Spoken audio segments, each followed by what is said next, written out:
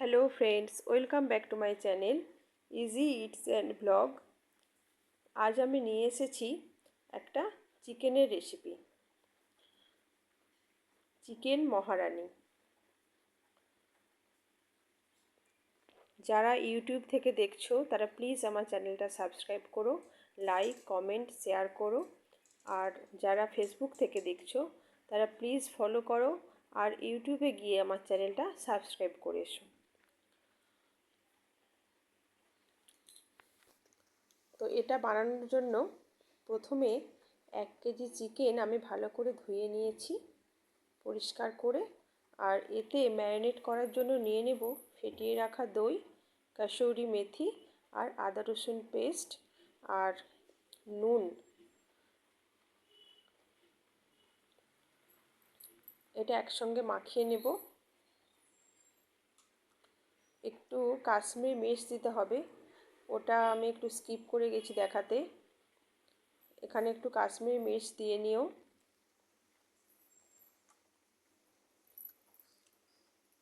ভালো করে মাখিয়ে কম করে আধা ঘন্টা রাখতেই হবে।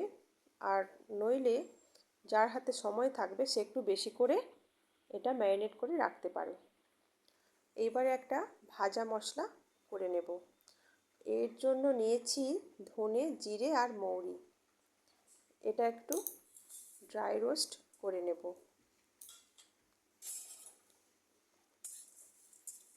গ্যাসের আঁচটা একটু কম করে দিতে হবে, নইলে এটা পুড়ে যাওয়ার সম্ভাবনা থাকে। মৌরিটা যখন আওয়াজ করবে তখনই এটা ভাজা প্রায় হয়ে যাবে। তো এটা গুঁড়িয়ে নেব। তো প্রথমে তেল দিয়েছি, এটা 1 কেজি মাংসে আমি কিন্তু সব রান্না কম তেলেই করি। হ্যাঁ, তো এতে আমি 2টো পেঁয়াজ কুচিয়ে নিয়েছি বড় সাইজের। তেলের মধ্যে পেঁয়াজটা ভালো করে ভেজে নেব। আর এদিকে একটা পেস্ট করব,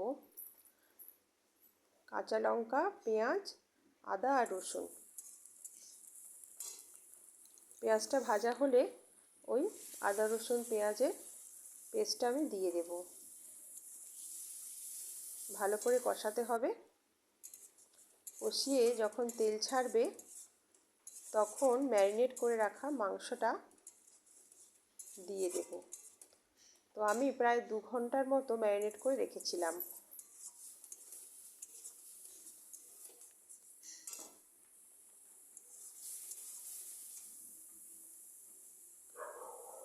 মশলাটা কষানো হয়ে গেছে। এইবার মাংসটা আমি দিয়ে দেব।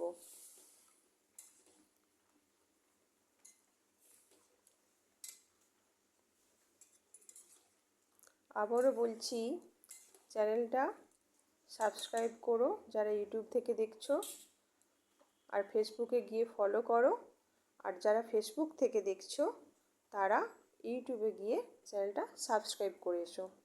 আর এদিকে একটা মশলা করে নেব, আমন্ড, কাজু আর চারমগজ, ওটা দুধ দিয়ে পেস্ট করে নেব। এই যে হয়ে গেছে। এবার এদিকে মাংসটা জল দেব না, কিন্তু জল বেরিয়ে ওটা থেকে সেদ্ধ হয়ে আসবে। মাঝে মাঝে ঢাকা দিয়ে দিয়ে এটাকে আমি রান্না করব।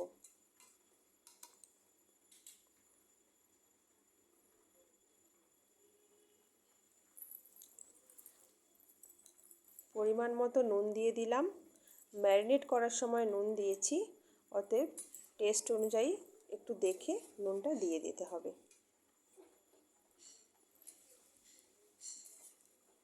আবারও ঢাকা দিয়েছিলাম।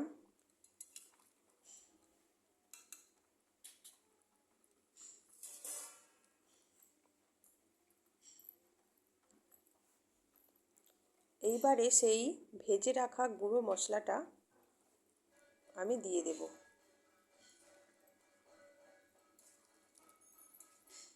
এটা দিয়ে আবার একটু কষতে দেব।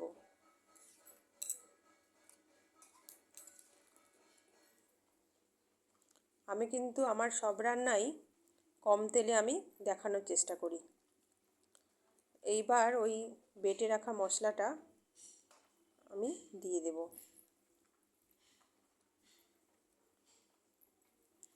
আর একটু দুধ দিয়ে ওই মিক্সার গ্রাইন্ডারটা ধুয়ে দিয়ে দিলাম। এটা সম্পূর্ণ জল দেওয়া হবে না, চিকেন থেকে জল বার হচ্ছে আর এদিকে দুধ দিতে হবে, জল দেওয়া যাবে না আলাদা করে।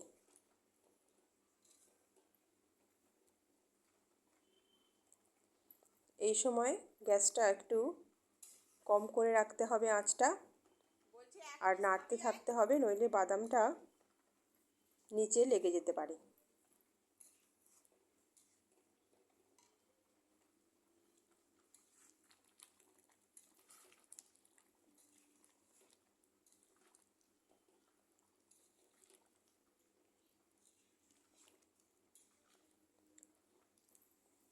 প্লিজ রান্নাগুলো কেমন হচ্ছে একটু জানিও। সবশেষে দিয়ে দেব কাসুরি মেথি,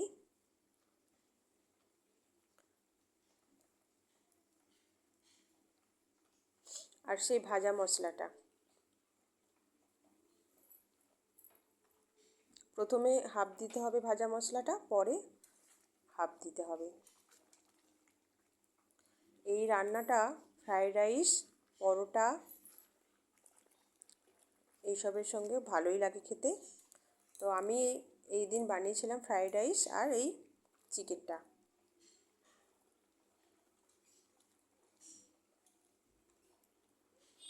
রান্না প্রায় হয়ে এসেছে, এটার জন্য আলাদা জল দিতে হবে না, সিদ্ধ হয়ে যাবে। এবার একটু স্ট্যান্ডিং টাইমে রেখে দেবো, অল্প করে আঁচ দিয়ে ঢাকা দিয়ে। এই যে পুরো রান্নাটা কমপ্লিট।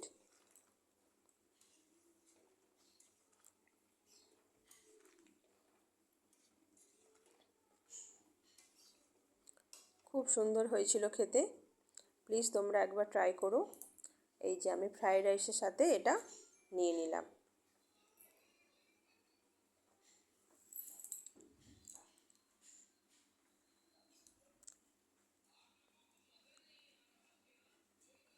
প্লিজ ভালো লাগলে আবারও বলছি চ্যানেলটা সাবস্ক্রাইব করো, লাইক করো, কমেন্ট করো, আর খুব করে শেয়ার করো। এই যে ফ্রাইড রাইস নিয়েছি, আর চিকেনটা নিয়ে নিলাম, আর স্যালাড নিয়েছিলাম।